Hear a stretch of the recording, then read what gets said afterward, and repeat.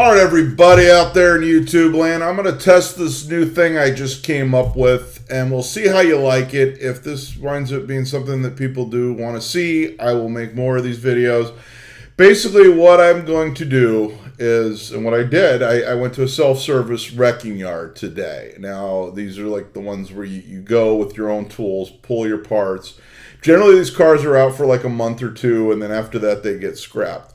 Now, here in Southern California, we don't have those yards like you see like on Junkyard Gold or those reality shows where, you know, it's like a big piece of land usually owned by like an old cranky guy who they've had these cars out there for 20, 30, 40 years. Cars went out there back when they were not worth anything or no one would actually care about them. And they've just sat all these years, and now they've become like collector vehicles, and you know you can watch these shows and go, wow, these cars are really cool. These are yards where generally there's like a couple different ways they get the cars. People will call up and say, I need to get rid of this car that's sitting in my driveway or on my property, and they'll pick it up. Or they get them from tow auctions, and a lot of these are actually coming from charity donations. Now, you know, you hear these commercials on the radio, donate your car. A lot of times when it's an older car, literally they don't even want to mess with it. They just call the junkyard and send it straight away to the junkyard. Unless it's something like really rare, like a 57 Chevy, unless something like rings a bell. Usually these are like generally like 70s through 90s cars currently. I used to frequent charity car auctions about 10, 15 years ago. Oftentimes I would buy cars that are pretty desirable even then, and I would get them with one bid over the junkyard bid. So literally I saved a lot of cars from the junkyard because I was the only one that was willing to take it. Because usually charity car auctions are dealer-only auctions, and most dealers just don't want to touch these older cars. They don't want to take the risk. It's easier for them to get like a newer car and sell it, something that they can do like buy here, pay here financing. So these cars generally like slip through the cracks.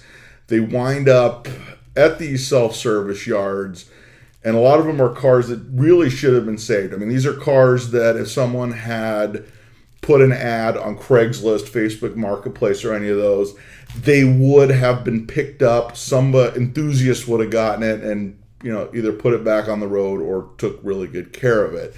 So as I said, I was out there. There's two cars. I'd say one's a 1973 Chevy Chevelle two-door hardtop, which boggles my mind how this thing even wound up at a self-service yard. And the other one is like a super minty original 1985 Plymouth Turisimo, one of the Diamond Star motor cars. I mean, you might say, well, that one's not really has collector status, but due to the like extremely good condition of this car, this is something that someone would have bought and taken to like a Malaise Days or a Radwood show and had something that, you know, probably would have actually drawn a crowd, even if it's not like a super valuable car. It's something that could have been saved and could have been someone's like pride and joy. So if this series is popular, if you like what you see, I'll do more of these because I'm always going out to the self-service yards. In fact, today I was out, I picked up some parts for my 91 DeVille. If you've seen the video, the Chevelle, you'll see there's like a blue DeVille sitting next to it in the yard. I got some pieces off of that from my car, which is actually where I originally went out to the yard. And I actually went out to a different yard, which unfortunately I didn't get a video of. There was a 72 Ford second generation Econoline that actually got set out yesterday. And I went there today and it was pretty much pick clean of anything good. So, I mean, someone just went in there and just snagged everything. I actually got a couple pieces for my 73 Econoline that I needed. But I definitely didn't get what I really wanted to get there because all that stuff. I think there's a lot of van guys that they just search on the websites. Both of these cars, by the way, I looked up on the website for the wrecking yard. Looked at the pictures of what they look like when they got set out there. They're both definitely cars that had no business being wrecked, in my opinion, being sent to the junkyard. So once again, let me know what you think, and be sure to subscribe, like, and all that good stuff. All right, here's a definite what the hell is this thing doing in the junkyard. This is a 73 Chevy Chevelle. I'm gonna try to pull up some photos of this thing, how it looked when it came in the yard off their website. But it's a Chevelle coupe. I mean, somebody definitely would have saved this car, like if they'd posted it online for sale. I can't even believe the taillights are still there, because somebody usually snags stuff like that, like first thing. I don't know if they're cracked or not, but check this thing out. That would have been a really sweet hot rod. Plus it's a 73, so it's pre-smog. So definitely somebody would have saved this car in California. I mean, let's go inside. We'll see if I can show you the trunk floors here. Trunk's not even rusty or anything. I mean, who would junk this car? It's just absolutely mind-boggling to me. Look at the floors.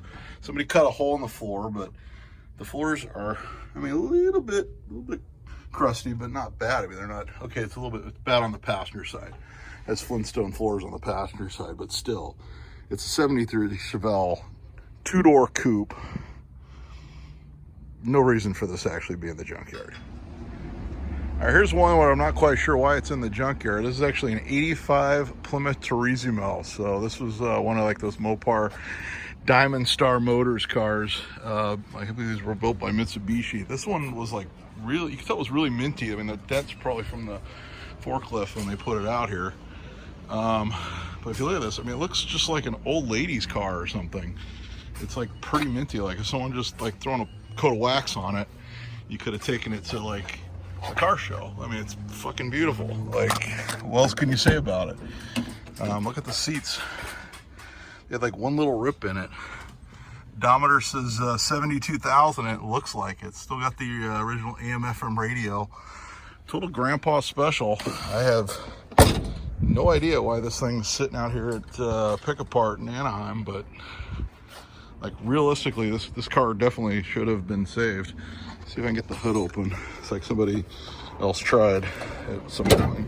Oh, let's see if I can get this hood open. Oh, there we go. Check that out. Wow, it's like super clean under there. Talk about really, really sad that this thing wound up getting scrapped.